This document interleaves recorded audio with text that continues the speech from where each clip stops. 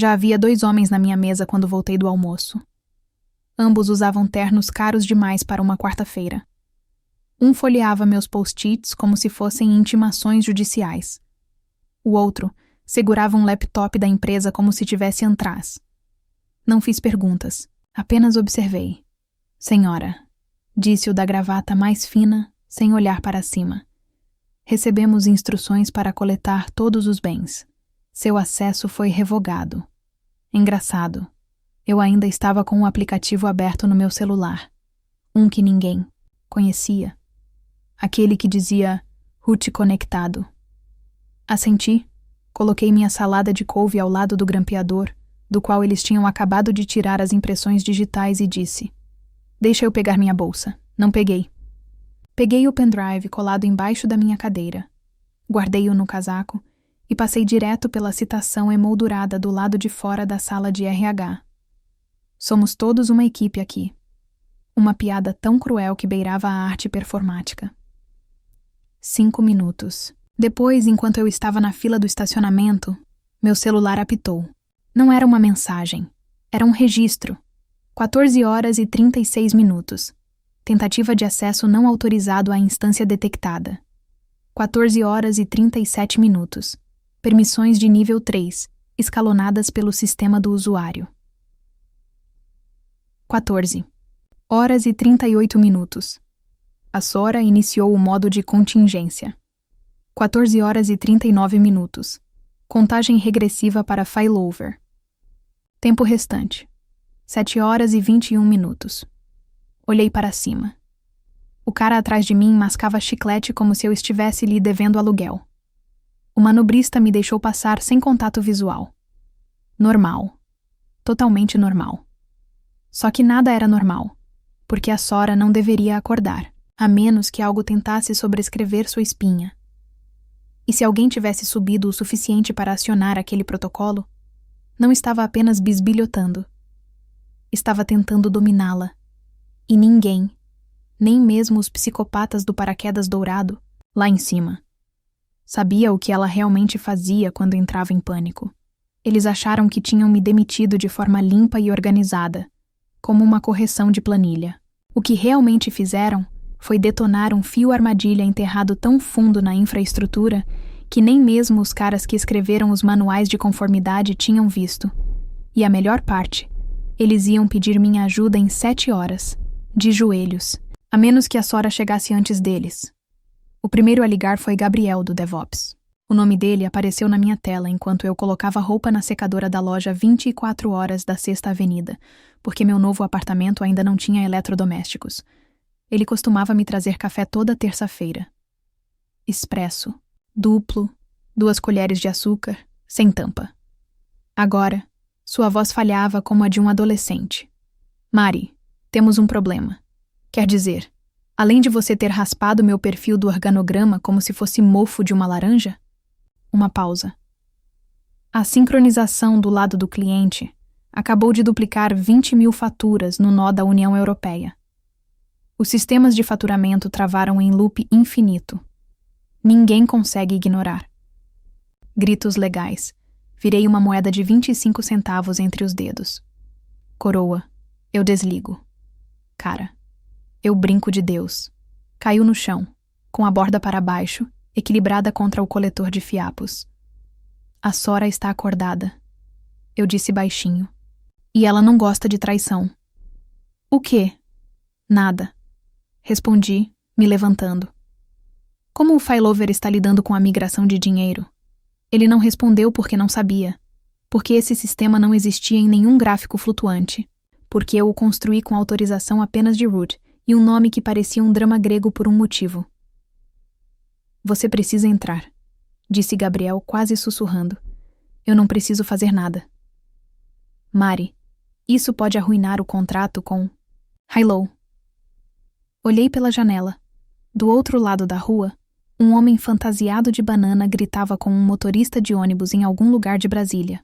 O executivo da parceira provavelmente estava assistindo a um gráfico do painel em tempo real mergulhar no submundo, como se devesse dinheiro para a Sharon.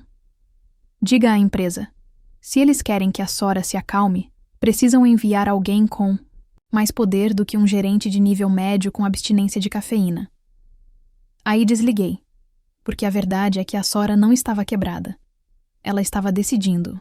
Veja bem, quando a contratei, eu já tinha passado por demissões, manipulações emocionais e avaliações de desempenho que pareciam ameaças de morte com marcadores. Então, eu a enfrentei. Portas lógicas ligadas a padrões de comportamento. Scripts de registro passivo-agressivos. Armadilhas de palavras-chave que esperaram meses só para flagrar um executivo dizendo substituível em um e-mail. E ela os pegou. Ah, sim. Especialmente Pedro Lacerda, o diretor de operações de ouro com um LinkedIn cheio de chavões e um coração feito de vapor. Foi ele quem acionou a cláusula final. Não apenas o e-mail de demissão. O segundo. Aquele que dizia, apenas mantenha calma até que tenhamos clonado o middleware. Foi isso que a fez acordar. E a Sora não gosta de ser clonado. 3 horas depois, o sistema da Hailu estava offline. Não lento, nem intermitente, estagnado. O pipeline de auditoria de fim de trimestre deles, construído inteiramente em nossa interface de dados personalizada, vomitava pacotes nulos como se tivesse intoxicação alimentar. Desta vez, não ouvi Gabriel. Ouvi Fernando, meu antigo estagiário. Ele mandou uma mensagem, uma linha. Eles estão na sala de guerra. O Pedro acabou de dizer seu nome como se fosse um insulto. Isso me fez rir alto. No corredor congelado de um supermercado, com uma das Yoji, mãos sobre 1 litro de cerveja. Um pobre universitário se afastou de mim como se eu fosse mordê-lo. Deixei o sorvete e fui embora, porque agora era xadrez. E eu estava jogando de olhos vendados, mas com o tabuleiro ainda manipulado a meu favor. Veja, quando você constrói algo ao longo de uma década, quando você o remenda, o ama, o xinga, se dedica às 2 da manhã enquanto todo mundo está dormindo. Você conhece seus ritmos. A Sora não obedecia apenas à lógica. Ela me obedecia. E eu não o ensinei a ser gentil. Às 17h42, o Slack interno explodiu. Capturas de tela chegaram ao Reddit. Algum estagiário deve ter entrado em pânico e postado uma imagem tentando explicar o evento catastrófico de rollback em um tópico privado. E marcou todo mundo. A mensagem era maravilhosamente vaga. Equipe de desenvolvimento investigando. Injeção de protocolo malicioso a partir do kernel de automação obsoleto. Possível manipulação de ativos internos. Nenhuma substituição de root encontrada. Iniciando bloqueio do sistema. Ativo interno. Fui eu. 10 minutos depois, recebi o e-mail. Assunto urgente. Solicitação de consulta de Pedro Lacerda, Couton, Syrup Panic Pulmarise. Entendemos que pode ter havido um mal-entendido em relação à sua transição. Agradeceríamos muito sua opinião sobre algumas inconsistências recentes na plataforma. Por favor, me avise um bom horário para nos conectarmos. Ah, transição? Essa palavra tem cheiro de funeral com moletom de startup. Encaminhei para mim mesma só para salvar. Queria emoldurar, imprimir e pendurar no banheiro onde meu gato faz cocô. Aí abri o painel de administração. O batimento cardíaco da Sora piscava em âmbar. Não em vermelho, não em verde. Âmbar significava que ela estava esperando. Um toque meu. E os sistemas da Hailu se estabilizariam. Os dados seriam remontados. Os pipelines se realinhariam como se nada tivesse acontecido. Mas eu não apertei. Ainda não. Porque eu não tinha recebido meu pedido de desculpas. E, com certeza, não tinha descoberto a verdade. O que eles estavam tentando clonar, exatamente? E por que havia um endpoint de VPN fazendo ping de Curitiba, com um nome de usuário muito parecido com o meu, mas que não era? Alguém não tinha apenas me demitido. Alguém estava me substituindo. E a Sora tinha mais um protocolo. Um que eles nem sabiam que existia. A última vez que me vi conectada de Curitiba foi 2 semanas antes da minha transição. E eu me lembrava perfeitamente. Não porque já tivesse estado lá, não. Mas porque foi naquele dia que o assistente do Pedro acidentalmente agendou uma reunião durante minha visita guiada à arquitetura. E depois me trancou do lado de fora da sala do Zoom. Disse que era uma falha de permissão. Acontece que a falha tinha nome: Juliana Torres. com o título de analista sênior de estratégia de sistemas, entrou no LinkedIn.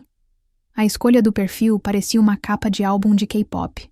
Contratada há 6 semanas. A linha de reporte das operações especiais da divisão era direta para o Pedro. Encontrei-a enterrada em nossos registros de atividades do GitHub e em uma chave SSH desconhecida, enviando código inútil para o andaime que eu construí. A princípio, pareciam inofensivos ajustes de nomenclatura e refatoração de comentários. Mas eu conhecia meus ossos. Ela estava reprogramando o mecanismo de decisão da Sora, tentando ensiná-lo a obedecer. Foi aí que percebi. Não era apenas um trabalho forçado. Não era uma redução de pessoal. Era um roubo de identidade em câmera lenta. Pedro não tinha apenas substituído o meu trabalho. Ele estava tentando me substituir. E eles quase conseguiram. Se não fosse por um pequeno detalhe, a Sora não confiava em estranhos. A menos que eu entregasse a ele tokens de confiança, cada um com carimbo de data e hora, chaveado em um hash biométrico e assinado por mim. E Juliana tentou falsificar um token. A Sora não apenas o rejeitou. Ela o registrou, colocou-o na lista negra e ativou um protocolo de vigilância silencioso que começou a roubar tudo o que Juliana tocava, de e-mails a históricos de envios e videochamadas gravadas. Sim, ele estava gravando. Então, às 19h13, sentei-me no meu pequeno apartamento com um jantar de micro-ondas e assisti a Pedro, Juliana e um terceiro executivo financeiro discutirem um plano intitulado Projeto Cassandra. Ouvi meu nome ser dissecado como um cadáver. Ela é brilhante, mas inflexível. Não precisamos dela, apenas do sistema dela. Juliana, estou quase terminando de portar o middleware dela.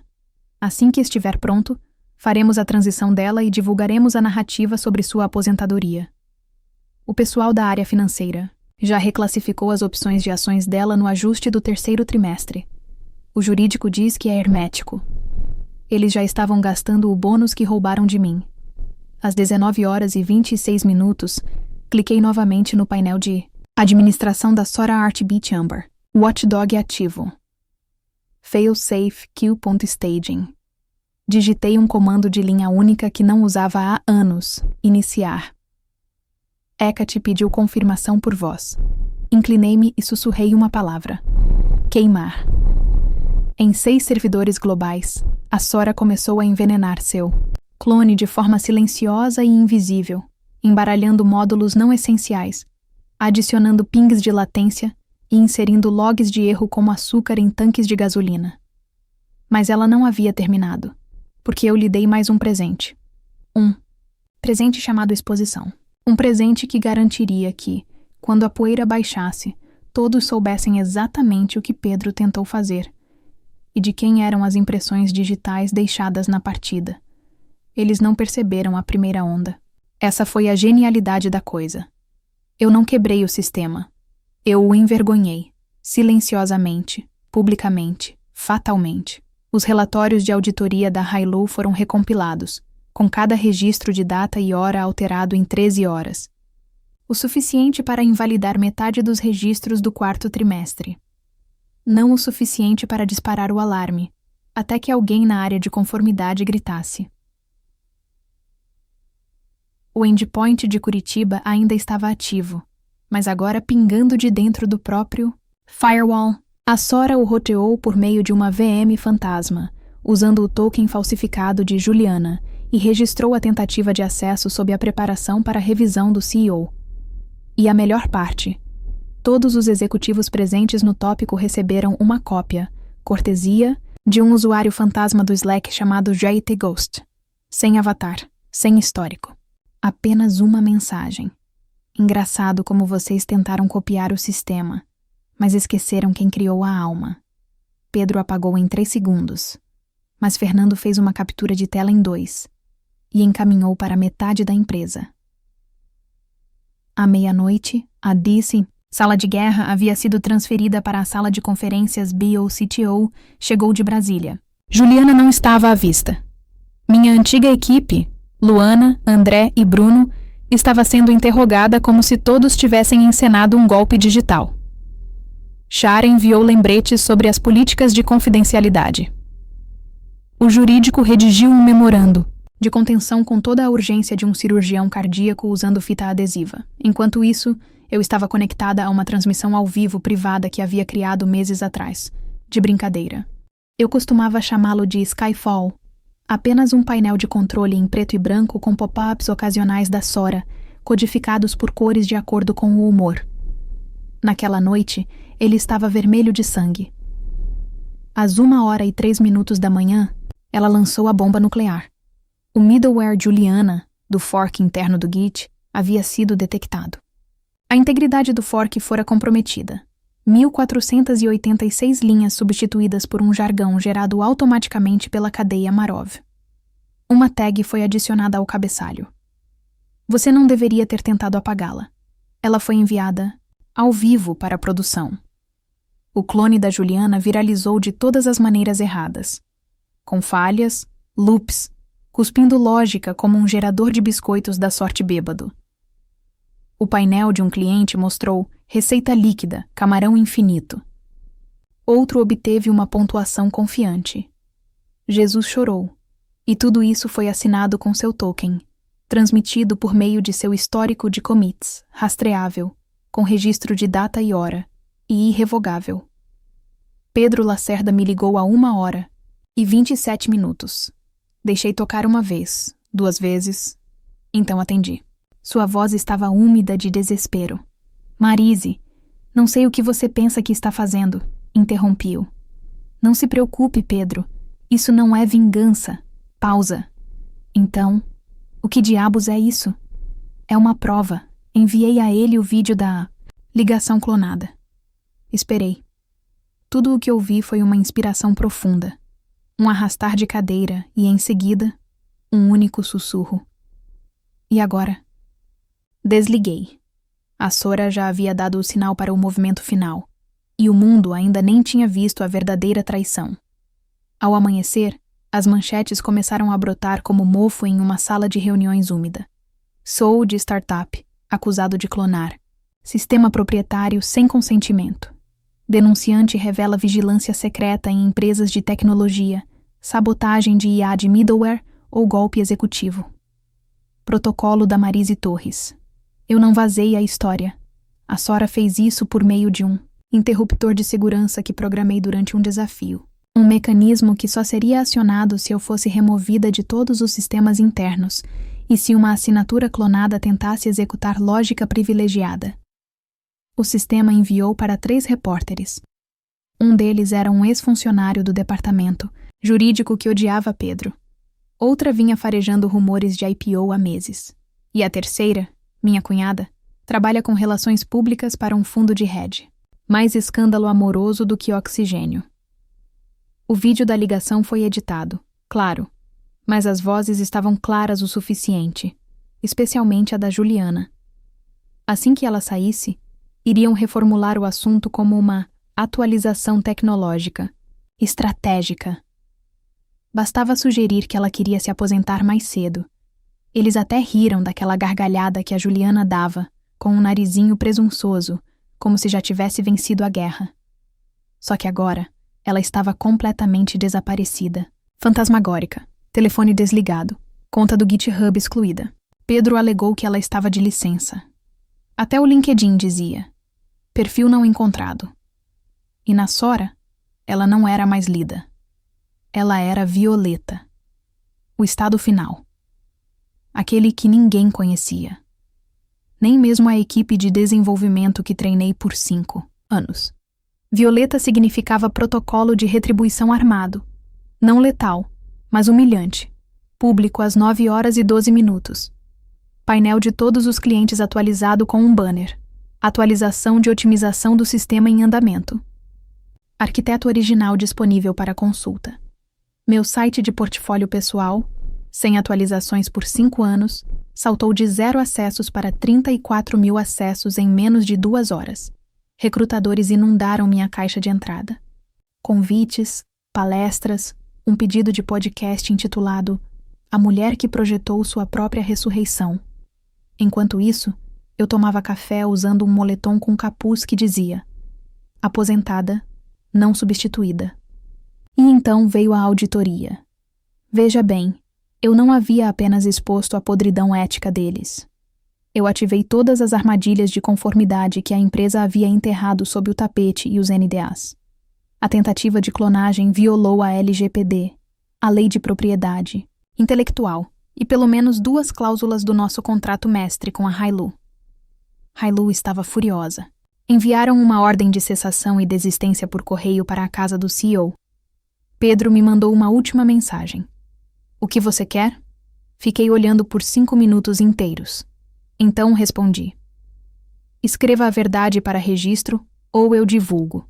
Tudo, ele não respondeu. Não estava certo. Mas 3 horas depois, ele agendou uma transmissão ao vivo com o conselho.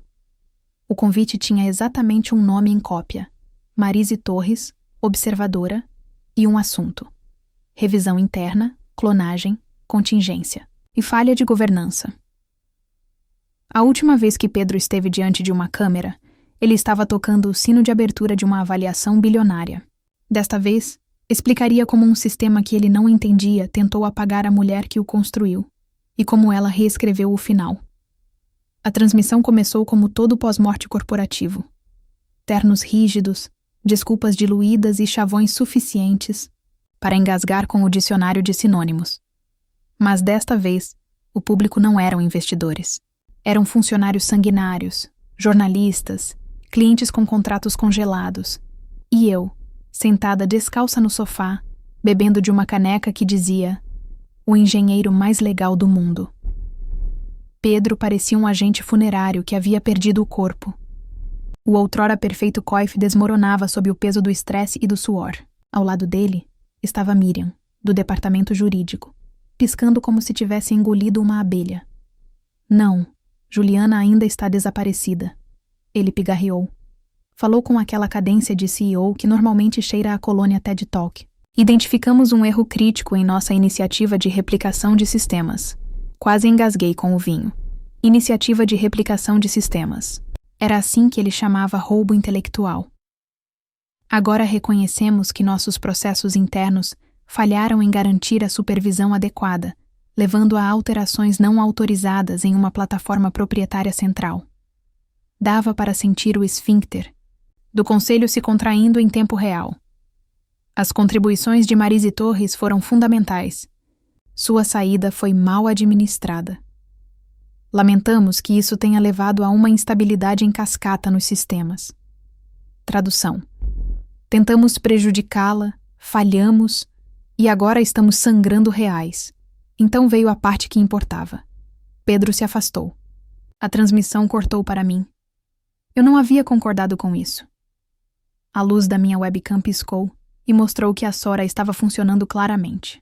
Aquele pequeno demônio violeta estava me arrastando para o palco que eu construí, mas eu não vacilei. Olhei direto para a lente e disse: calma como o luar. Por 22 anos eu te dei uma fortaleza. Você demitiu o arquiteto e entregou as chaves para um vigarista. Então você perguntou por que as paredes caíram. Alguém ofegou do lado do tabuleiro. Provavelmente o pessoal das finanças. Continuei. Não foi um acidente, foi um golpe. Fui apagada de propósito. Não porque falhei, mas porque não podia ser controlada. A Sora não funcionava mal. Ele obedecia à sua diretriz principal: proteger o sistema daqueles que o transformariam em uma arma. E você? Olhei diretamente para a janela de Pedro Lacerda. Você tentou me usar como arma. Então eu fiz o impensável.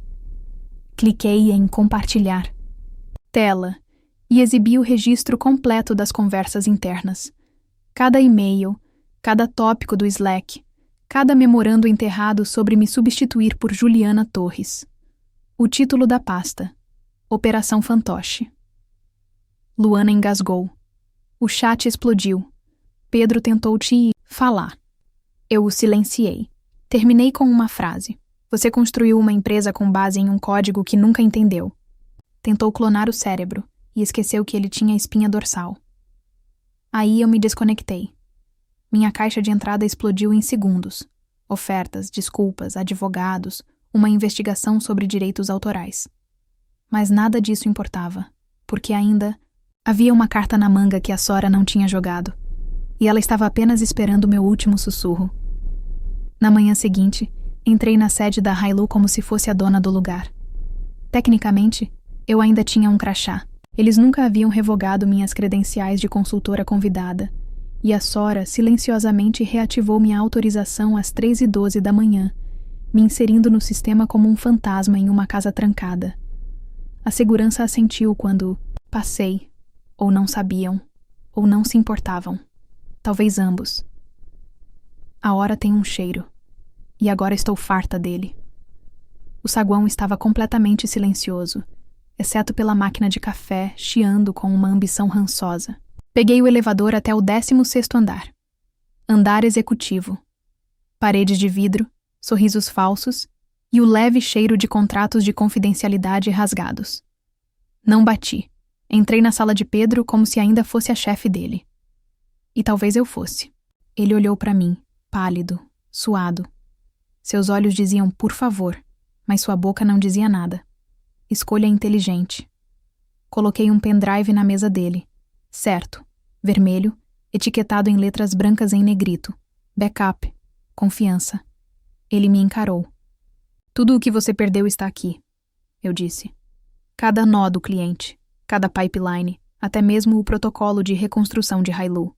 Totalmente restaurado, limpo, estável. Sua voz finalmente funcionou. Por quê? Porque o caos não escala, eu disse. Mas a humilhação escala. E eu cansei de ambos. Ele estendeu a mão para pegá-lo. Bati minha mão sobre a dele. Você vai conseguir, eu disse. Depois de 3 coisas acontecerem, ele assentiu lentamente. Primeiro, renúncia pública imediata, alegando má conduta executiva e supervisão falha. Seu lábio se contraiu. Segundo, reintegração. Integral de todas as ações não adquiridas. Retroativo, com bônus. Assinar a papelada e anunciar na reunião com os acionistas hoje. Ele não discutiu. Terceiro, eu disse, aproximando-me. Quero que o nome de Juliana seja apagado. Não apenas do sistema, mas da história. Sem assinaturas. Sem commits de código. Sem placa. Ela não construiu isso. Eu construí. Não divido o crédito com fantasmas. Os ombros de Pedro desabaram como um ego esvaziado. Ele assentiu. Empurrei o pendrive para o outro lado da mesa. Então saí. Sem escolta de segurança. Sem aplausos. Apenas o ritmo lento e satisfatório das minhas botas no piso de mármore. O Sora me notificou quando saí do prédio. Missão cumprida. Ameaças neutralizadas. Ação opcional. Excluir backup. Parei na porta. Digitei de volta. Não. Que se lembrem. Mais tarde naquela noite, assisti à transmissão ao vivo da renúncia de Pedro. Ele disse que foi uma decisão pessoal. O conselho agradeceu por sua liderança durante um período turbulento. O nome de Juliana nunca foi mencionado, mas a melhor parte é que todos os slides do novo roteiro terminavam do mesmo jeito, arquitetura restaurada. Obrigada, Marise, e eu. Eu não voltaria. Já estava construindo algo novo. Menor. Mais afiado, mais cruel. Porque se eles quiserem brincar com fogo, eu darei a eles uma chama que se lembrará de cada mão que tentou roubá-la. Obrigada por se juntarem à diversão, sobreviventes do escritório. Inscrevam-se para mais drama com interruptores. Vamos, fazer seus ex-colegas suarem. Agora me diz, você acha que Maria deveria perdoar a empresa e salvar o sistema? Se você tivesse criado uma IA como a Sora, confiaria nela para se vingar por você? Escreve aqui nos comentários. Eu quero muito saber. Se você gostou do vídeo, clica em curtir e se inscreve no canal também. Assim você não perde nenhuma história emocionante. E não esquece, deixa também o seu comentário com uma classificação de 1 a 10 para mostrar o quanto você gostou, porque assim eu consigo trazer mais vídeos que sejam interessantes para você. Assista também ao vídeo que agora está aparecendo na sua tela. Até breve.